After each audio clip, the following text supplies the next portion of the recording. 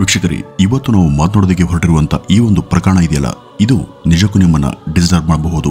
ಈ ರೀತಿಯ ವಿಷಯಗಳನ್ನ ಕೇಳಿಸ್ಕೊಳ್ಳೋದಕ್ಕೆ ನೀವು ಅನ್ಕಂಫರ್ಟಬಲ್ ಆಗಿದ್ರೆ ಹಾಗೂ ಮಾನಸಿಕವಾಗಿ ನಿಮಗೆ ಕಿರಿಕಿರಿ ಅಂತ ಅನ್ಸಿದ್ರೆ ಕೂಡಲೇ ಈ ಒಂದು ವಿಡಿಯೋವನ್ನ ಸ್ಕಿಪ್ ಮಾಡಿ.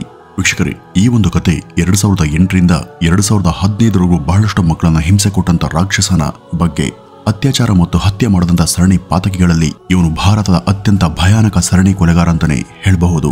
ಅವನೇ ರವೀಂದ್ರ ಕುಮಾರ್. ಉತ್ತರ ಪ್ರದೇಶದ ಬುಡೋನ್ ಜಿಲ್ಲೆಯ ಬಡ ಕುಟುಂಬದಲ್ಲಿ ರವೀಂದ್ರ ಕುಮಾರ್ 1999ರಲ್ಲಿ ಜನಿಸಿದ್ದ. ಅವನ ತಂದೆ ಪ್ಲಂಬರ್ ಕೆಲಸವನ್ನ ಮಾಡ್ತಿದ್ದವರು, ಅವನ ತಾಯಿ ಮನೆ ಕೆಲಸ ಮಾಡ್ತಿದ್ರು. ಬೆಳಿತಿರುವಂತ ಮಕ್ಕಳಿಗೆ ಸಹಜವಾಗಿ ತಂದೆ ತಾಯಿಯ ಪ್ರೀತಿ ಬೇಕು. ಆದರೆ ರವೀಂದ್ರನ ಪೋಷಕರು ತಮ್ಮ ಕೆಲಸಗಳಲ್ಲಿ ನಿರತರಾಗಿದ್ದರಿಂದ ಮಗನ ಬಗ್ಗೆ ಹೆಚ್ಚು ಗಮನವನ್ನ ಕೊಡೋದಕ್ಕೆ ಸಾಧ್ಯ ಆಗ್ಲಿಲ್ಲ. ದಿನವಿಡೀ ಮನೆಯಿಂದ ಹೊರಗೆ ಕೆಲಸ ಮಾಡೋದ್ರಿಂದ ಅವರು ಈ ರವೀಂದ್ರನ ಜೊತೆ ಹೆಚ್ಚು ಸಮಯವನ್ನು ಕಳೆಯೋದಕ್ಕೆ ಅವ್ರಿಗೆ ಆಗ್ಲಿಲ್ಲ. ಈ ರವೀಂದ್ರ ದೊಡ್ಡವನಾದ್ಮೇಲೆ ಶಾಲೆಗೆ ಹೋಗೋದಕ್ಕೆ ಪ್ರಾರಂಭಿಸಿದನಾದ್ರೂ ಅವನಿಗೆ ಅಧ್ಯಯನದಲ್ಲಿ ಆಸಕ್ತಿ ಇರಲಿಲ್ಲ. 90ರ ದಶಕದಲ್ಲಿ ಅಂತ ಸಣ್ಣ ಗ್ರಾಮಗಳಲ್ಲಿ ಜನರು ಶಿಕ್ಷಣಕ್ಕೆ ಬಹಳ ಕಡಿಮೆ ಪ್ರಾಮುಖ್ಯತೆಯನ್ನ ಕೊಡ್ತಿದ್ರು. ಮತ್ತೆ ರವೀಂದ್ರನ ಪೋಷಕರು ಹೆಚ್ಚು ವಿದ್ಯಾವಂತರಲ್ಲದ ಕಾರಣ ಅವರು ರವೀಂದ್ರನನ್ನ ಶಾಲೆಗೆ ಹೋಗೋದಕ್ಕೆ ಒತ್ತಾಯ ಕೂಡ ಮಾಡಲಿಲ್ಲ. ಹಾಗಾಗಿ ಈ ರವೀಂದ್ರನಿಗೆ 6ನೇ ತರಗತಿಗೆ ಹೋಗುವಷ್ಟರಲ್ಲಿ ಶಾಲೆ ಸಾಕಾಗಿ ಹೋಯಿತು. ರವೀಂದ್ರ ಚಿಕ್ಕಂದಿನಿಂದಲೂ ಕೂಡ ಜನರಿಂದ ತುಂಬಾ ದೂರ ಇರ್ತಿದ್ದಂತ ವ್ಯಕ್ತಿ. ಒಂಟಿಯಾಗಿ ಇರೋದು ಅವನ ಹವ್ಯಾಸ ಆಗಿತ್ತು. ಮನೆಯಲ್ಲಿ ತಂದೆ ತಾಯಿಯ ನಿರ್ಲಕ್ಷ್ಯದಿಂದ ಜನರೊಂದಿಗೆ ಹೇಗೆ ಬೆರಿಬೇಕು, ಅವರೊಂದಿಗೆ ಹೇಗೆ ಮಾತನಾಡಬೇಕು, ಅವ್ರ ಜೊತೆ ಸ್ನೇಹ ಬೆಳೆಸೋದು ಹೇಗೆ ಎಂಬ ಸಂಸ್ಕಾರ ಅವನಿಗೆ ಸಿಗ್ಲೇ ಇಲ್ಲ. ಶಾಲೆಗೆ ಸರಿಯಾಗಿ ಹೋಗದೇ ಇರೋದ್ರಿಂದ ಅಲ್ಲಿಯೂ ಕೂಡ ಅವನಿಗೆ ಸರಿಯಾದ ಜೀವನ ಶಿಕ್ಷಣ ಸಿಗ್ಲಿಲ್ಲ. ಶಾಲೆ ಬಿಟ್ಟ ನಂತರ ಅಂತೂ ಅವನು ಸಂಪೂರ್ಣವಾಗಿ ಅಂತರ್ಮುಖಿಯಾಗ್ತಾನೆ. ತೀರಾ ಅವಶ್ಯಕತೆ ಇದ್ರೆ ಮಾತ್ರ ಯಾರೊಂದಿಗಾದ್ರೂ ಆತ ಮಾತನಾಡ್ತಿದ್ದ. ಇಲ್ದಿದ್ರೆ ತನ್ನ ಪಾಡಿಗೆ ತಾನು ತನ್ನದೇ ಲೋಕದಲ್ಲಿ ಇರ್ತಿದ್ದ. ವೀಕ್ಷಕರೇ, ರವೀಂದ್ರನಿಗೆ ಆಗ 17 ವರ್ಷ ವಯಸ್ಸಾಗಿತ್ತು. ಅವನಿಗೆ ಈಗ ಜೀವನ ನಡೆಸೋದಕ್ಕೆ ಹಣದ ಅಗತ್ಯ ಇತ್ತು. ಯಾಕೆಂದ್ರೆ ಅವನ ಹೆತ್ತವರು ಆಗ್ಲೂ ಕೂಡ ಅವನನ್ನ ಪೋಷಿಸುವಂತ ಸಾಮರ್ಥ್ಯವನ್ನ ಹೊಂದಿರಲಿಲ್ಲ. ಹೆಚ್ಚು ಓದ್ದೇ ಇದ್ದಿದ್ರಿಂದ ಅವನಿಗೆ ಸರಿಯಾದ ಕೆಲಸ ಸಿಗೋದು ಕೂಡ ಕಷ್ಟ ಇತ್ತು. ಹೋಟೆಲ್ನಲ್ಲಿ ಕ್ಲೀನ್ ಮಾಡೋದು, ಕಟ್ಟಡ ನಿರ್ಮಾಣದ ಕೆಲಸದಲ್ಲಿ ಕೂಲಿ ಮಾಡೋದು ಇತ್ಯಾದಿ ಕೆಲಸಗಳನ್ನ ಆತ ಮಾಡತೊಡಗಿದ್ದನಾದ್ರೂ ಬುಡೋನ್ನಂತ ಸಣ್ಣ ಏರಿಯಾದಲ್ಲಿ ರವೀಂದ್ರನಿಗೆ ಆ ಕೂಲಿ ಕೆಲಸ ಕೂಡ ಸರಿಯಾಗಿ ಸಿಗ್ತಿರ್ಲಿಲ್ಲ. ರವೀಂದ್ರ ತುಂಬಾ ಹತಾಶೆಗೊಂಡಿದ್ದ. ಅವನಿಗೆ ಅಲ್ಲಿ ಕೆಲಸ ಕೂಡ ಇರಲಿಲ್ಲ, ಮತ್ತೆ ಬದುಕೋದಕ್ಕೆ ಹಣ ಕೂಡ ಇರಲಿಲ್ಲ. ಅವನಿಗೆ ಈ ಎರಡೂ ತೀರಾ ಅವಶ್ಯಕವಾಗಿ ಬೇಕಾಗಿದ್ವು.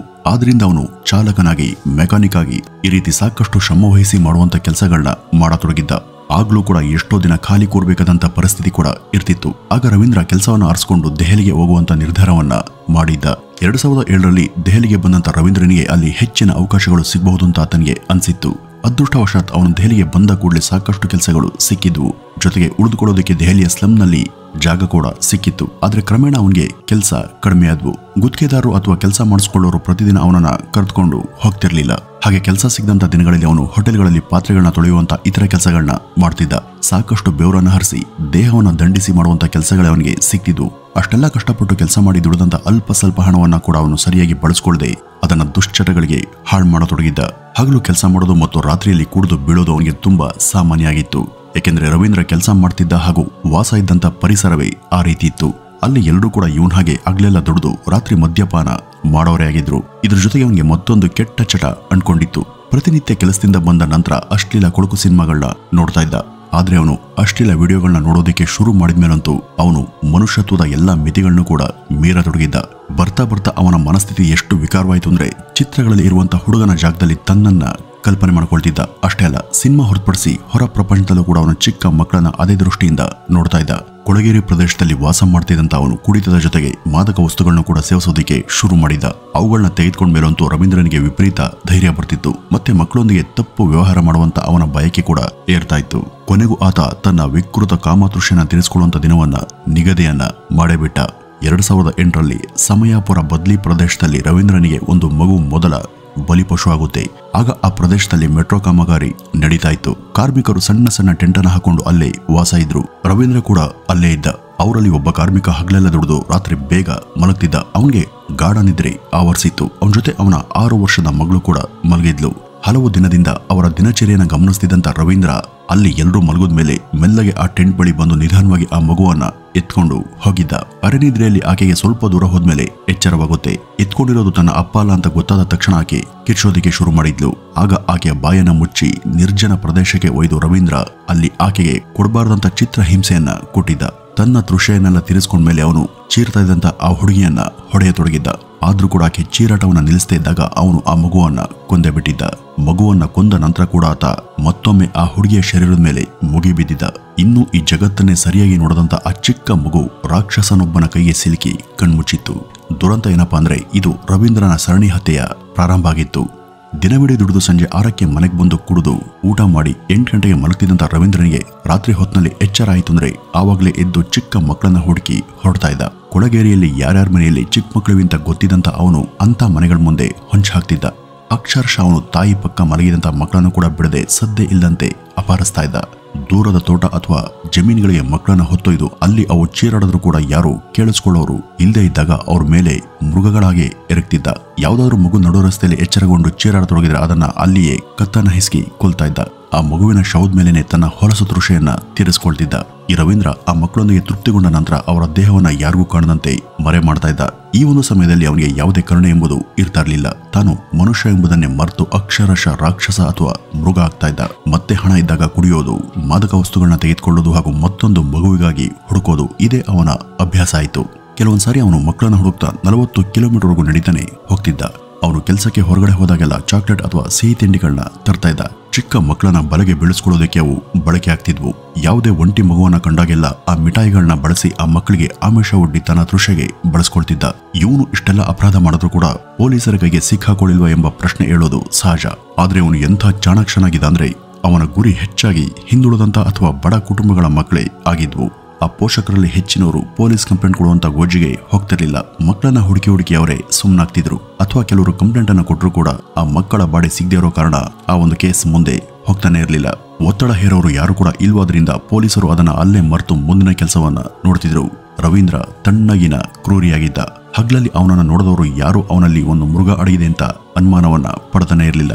ಇಷ್ಟಕ್ಕೂ ತುಂಬಾ ಲೆಕ್ಕಾಚಾರದ ಮನುಷ್ಯನಾಗಿದ್ದಂತ ಅವನು ನಿರಂತರವಾಗಿ ತನ್ನ ಸ್ಥಳವನ್ನ ಬದಲಾಯಿಸ್ತಾ ಇದ್ದ. ದೆಹಲಿಯ ಸುತ್ತಮುತ್ತ ಮಾತ್ರ ಕಾರ್ಯನಿರ್ವಹಿಸ್ತಾ ಇದ್ದ. ಅವನು ಒಂದು ಕೊಳಗೇರಿ ಪ್ರದೇಶದಲ್ಲಿ ಒಂದು ಬಲಿ ಪಡೆದ ನಂತರ ಮತ್ತೆ ಕೆಲ ತಿಂಗಳು ಆ ಕಡೆ ಹೋಗ್ದೇನೆ ಬೇರೆ ಏರಿಯಾದಲ್ಲಿ ವಾಸ ಮಾಡ್ತಾ ಅಲ್ಲಿ ಬೇಟೆಯನ್ನ ಹುಡುಕ್ತಾ ಇದ್ದ. ಇದೇ ರೀತಿ ವರ್ಷಗಳೇ ಕಳೆದವು. ಮತ್ತೆ ರವೀಂದ್ರನ ಬಲಿ ಪಶುಗಳ ಸಂಖ್ಯೆ ಕೂಡ ಹೆಚ್ಚಾಯಿತು. ಇಂಥ ಕೆಲಸಗಳನ್ನ ಮಾಡಿದ್ಮೇಲೂ ಕೂಡ ಈ ರವೀಂದ್ರ ಮುಕ್ತವಾಗಿ ತಿರುಗಾಡ್ತಾ ಇದ್ದ. ಬಹುಶಃ ಈ ಒಂದು ಕಾರಣದಿಂದಾಗಿ ನಾನು ಏನ್ ಮಾಡಿದ್ರು ಯಾರು ನನಗೆ ಏನು ಮಾಡೋದಕ್ಕೆ ಸಾಧ್ಯ ಇಲ್ಲ ಎಂಬ ಬಂಡ ಧೈರ್ಯ ಅವನಿಗೆ ಬಂದ್ಬಿಟ್ಟಿತ್ತು. ಅವನು ಆರಂಭದಲ್ಲಿ 6 ರಿಂದ 12 ವರ್ಷ ವಯಸ್ಸಿನ ಮಕ್ಕಳನ್ನ ಮಾತ್ರ ಬಲಿ ಪಡೀತಾ ಇದ್ದ. ಬರ್ತಾ 2 ವರ್ಷದ ಪುಟ್ಟ ಕಂದಮ್ಮಗಳನ್ನ ಅಪಹರಿಸಿ ತನ್ನ ಹೇಯ ಚಟಕ್ಕೆ ಬಳಸ್ಕೊಳ್ತಿದ್ದ ಅಂದ್ರೆ ನೀವು ನಂಬಲೇಬೇಕು.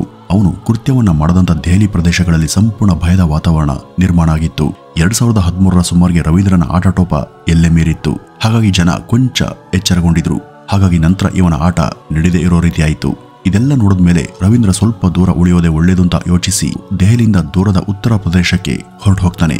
ಉತ್ತರ ಪ್ರದೇಶದ ಕಸಂಗಜ್ ನಗರದಲ್ಲಿ ಇರುವಂತ ತನ್ನ ಚಿಕ್ಕಮ್ಮನ ಮನೆಯಲ್ಲಿ ವಾಸ್ತವ್ಯವನ್ನ ಹೂಡಿದ್ದ.